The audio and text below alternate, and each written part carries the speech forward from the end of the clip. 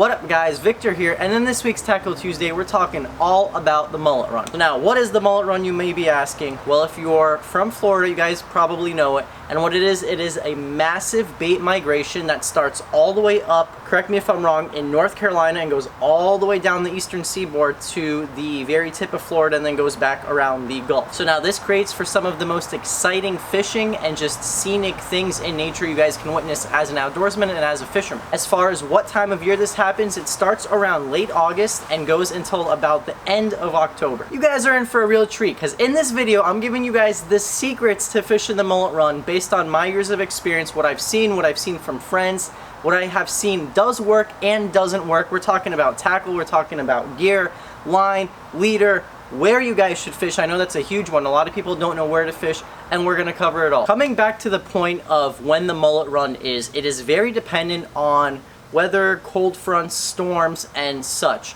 Recently we just had a Hurricane Irma, about 2 weeks ago down here in Florida, and storms really affect the mullet run in terms of when the migration starts, how long it'll go for, and where the mullet will be during these pressure systems, these storms, these hurricanes. When we have a hurricane, you know, it creates a giant swell and mullet tend to stay offshore. I've broken it kind of down into 3 different areas, and like I said, it is very dependent on the conditions present at the time. So let's start with this. When it's really rough out, you have a big pressure system, you have a northeast wind, our first cold fronts of the season occur during this time of year, you're gonna have a very big swell, you're gonna have a lot of chop.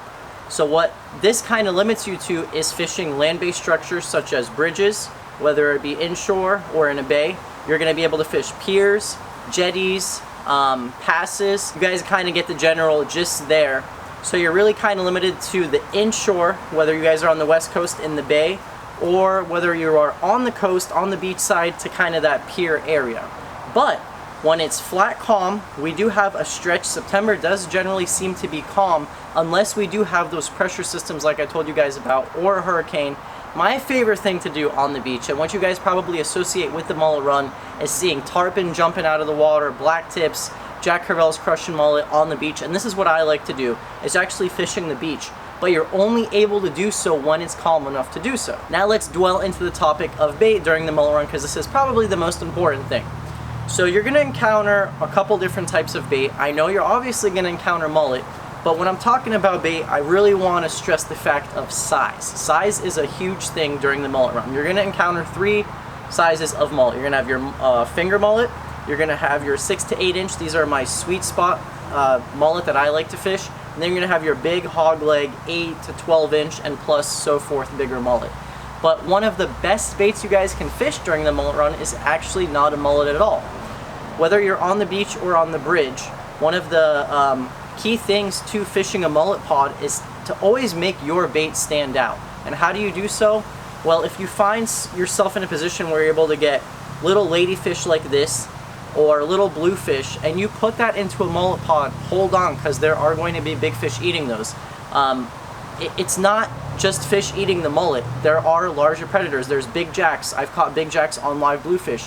You can catch tarpon, kingfish, big snook. All of these things will eat a smaller ladyfish or bluefish, and if you can put that in the crowd, you're going to eliminate a lot of the other bites. Trash fish, so as you would say. If you're fishing a smaller bait like a finger mullet, you're going to be catching a lot of jacks, ladyfish, bluefish, and so forth, mackerel. But if you put something bigger out that they're not going to be able to eat, you're going to get those trophy fish that you guys are after. Now let's talk about how to go about getting that bait. Now when you guys are fishing the beach, like I said, my favorite thing to do, a lot of people have the idea that a cast net is the best approach, and I'm here to tell you why it's not actually. If you guys have ever fished the mullet run, you will know that mullet pods move up and down the beach. They generally don't sit in one area. So what is worse than carrying a 20-pound or 10-pound cast net with you if you have to chase that pod a mile down the beach? It is much easier to bring a rod with you that also substitute as another way to fish. Here is where the snag rod comes in. Anyone who is not new to this channel knows about the snag rod. All a snag rig is your hook of choice, whether it be a treble hook or a larger J, just attach it directly to your leader in line with it with a weight. And what you do is you just cast it out in the middle of the mullet pod, set as hard as you can, and there you go, you got yourself a mullet. That doesn't mean you should ditch your cast net though. I did tell you about the snag rig. The snag rig works best for those medium to larger size mullet. Those finger mullet are actually kind of hard to snag. Here is where your cast net comes in. Doesn't really matter the size as much as are you going to be able to get them. If you are fishing the beach where they're in shallow water, go with the smallest net as possible because you don't want to be lugging around a big cast net. If you're on a bridge or somewhere where you need a big net to open wide or to sink faster, you're going to need to go with a bigger net. So don't rule out the cast net. A cast net is a great way to get yourself some bait. Now let's get into the topic of rods, reels, terminal tackle, lures, and whatnot. You honestly really only need 2 size rod and reels during the mullet run to fish it effectively. One of them which is going to be a 3 to 5,000 size spinning reel with a 7 all the way up to an 8-foot rod if you really need to cast far. In that 12 to 20, 10 to 20 pound class. Your second rod and reel that you're going to need, especially if you guys want to go after tarpon, is something like a VSX, a Vanstal 200, a Shimano Saragossa, a Daiwa BG, anything in the 8 to 10,000 in size, bigger range. You want a reel that's going to hold at the very, very least, I'd say 300 to 400 yards, if not close to 500 yards of 40-pound braid. Now, what I run here is some TUF Line braid. I have some 40-pound and I have 30-pound. On my smaller outfit, on that 4,000 size reel, I have 20-pound on. I like to fish 30 when I'm fishing artificial, throw in poppers, lures, whatnot, X-straps, and then 40-pound braid for the live bait. You guys check out TUF Line. I am affiliated with them, but I'll tell you what, they have some of the most affordably priced braid, and everything that you guys will see in this video as far as lures, hooks, line, leader, everything is concerned, it will be posted in the description box below, so do check that out. And I forgot, one thing I did not go over. I showed you guys the bigger live bait reel, but as far as a rod, rods are very important in the mullet run in terms of being able to reach fish. Whether you guys are throwing a popper off the beach or a jig, or you really want to sling your mullet out far, you want a sturdy 20 to 40, 15 to 30, 15 to 40 pound class rod or bigger. I'd say no less than 8 foot and all the way up to 12 feet if you can get away with it, and if you really want to cast far, cast big poppers, diamond jigs, whatever it may be off of the beach. What my rod of choice is, you guys hear me and see me, you guys have actually seen me because I always do what I preach in my videos. This is the rod that I fish. This is a Tackle Industries. It is an 8'6" rod. It is a great snook rod. Link will be in the description box below, and if you guys like this rod, I talked to the guy and I let him set up a promo code. That way you guys save some money in return for me promoting his product. But I really do love this rod, guys. It is one of the most affordably priced snook tarpon rods on the market, and it is fully built with a lifetime warranty. 10% off. Coupon code in the description box below. So we went over rods, reels, line. Now this right here, this is a bridge net. If you guys are going to be fishing obviously bridges or piers or any type of elevated land-based structure, you should definitely have one of these. Anyone in the snook game, this is a bridge net. You can find it at most tackle shops down here in Florida. Alright, let's talk about our terminal tackle, leader, lures, and such now. Now the reason I like fishing fluorocarbon during the mullet run is because I predominantly like to target snook and tarpon. And if you guys have watched my video on is your fluorocarbon leader worth your money, you guys will know that I like fluorocarbon for the pure abrasion resistance, which fluorocarbon offers you. So I like to fish Bullbuster, most affordable fluorocarbon on the market, and it's stiff. I like it. I fish anything, not 20, I fish anything from 30 all the way up to 100 pound, depending on the size of my mullet, depending on the size of the tarpon and such. Fishing bigger baits, you're going to be fishing 60 to 100 pound fluorocarbon. Fishing smaller baits, 30 to 50. Now, as far as hooks are concerned, when I was talking about those big mullet, those 6 to 8 inch mullet, you want a 6-0 to 8-0, anything from a 5-0 to 8-0 circle hook.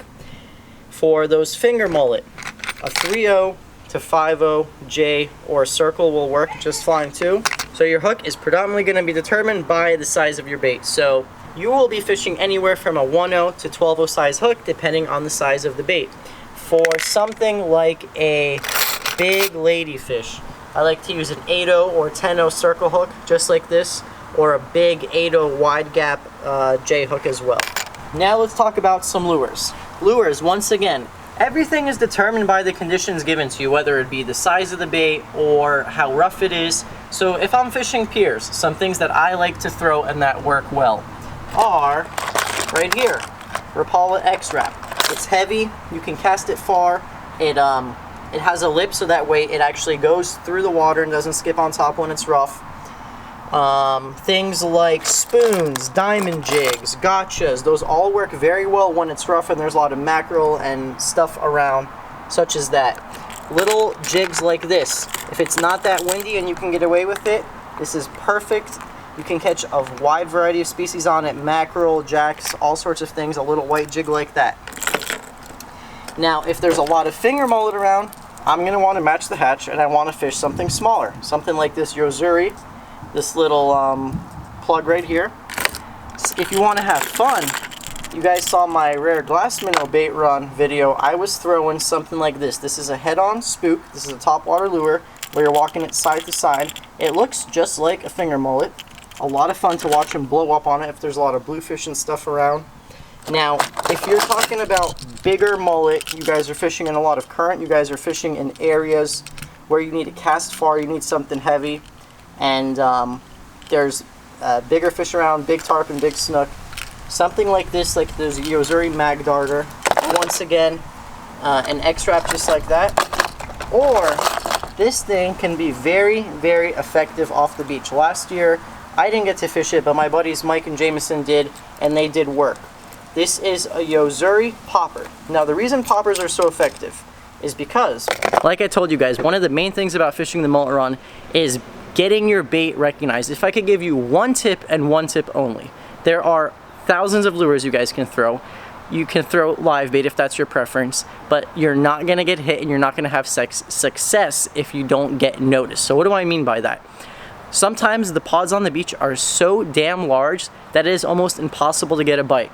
So how do you get a bite in pure chaos like that? You fish the outside edges of the school, whether it be on the offshore side, the beach side. If there's any type of open water between you and the mullet, that's where your plug, that's where your lure, that's where anything needs to be your bait. And that's one cool thing about the popper, is you're able to place a popper like this on the outside edge of the school, on the side of the school, and you create a lot of turbulent water, and it's gonna bring those fish to notice a plug like this. You catch blacktips on this, jacks, all sorts of stuff. So like I said, number one tip is to get your bait noticed, whether it be on the bridge. That's why I told you guys, you fish a ladyfish, hold on. Because you think that snook and tarpon are just feeding on mullet, but that's not true. Those mullet are there, there's other things eating those mullet, and there's other things eating the things feeding on the mullet, such as tarpon eating ladyfish or snook eating ladyfish. Now, another huge tip I can give you guys is when you're trying to do the beach thing and you're trying to do the beach thing effectively, the number one thing is finding the mullet. And I know it sounds stupid and repetitive, but here is the best approach that I like to go by. You know, if you guys are trying to find the mullet, you have one person start south, you're driving up A1A, you see a pod, you call him.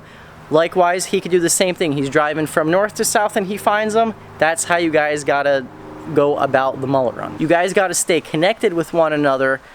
That way you don't drive to a spot and you're like, damn, there's no mullet here. Every beach, every spot, every inlet is good during the mullet run, at different times of the day, at different times of the week. It all depends on the size of the school there. If there's anything on it, you'll pull up on the biggest school you've ever seen sometimes and there won't be a single predatory fish in it.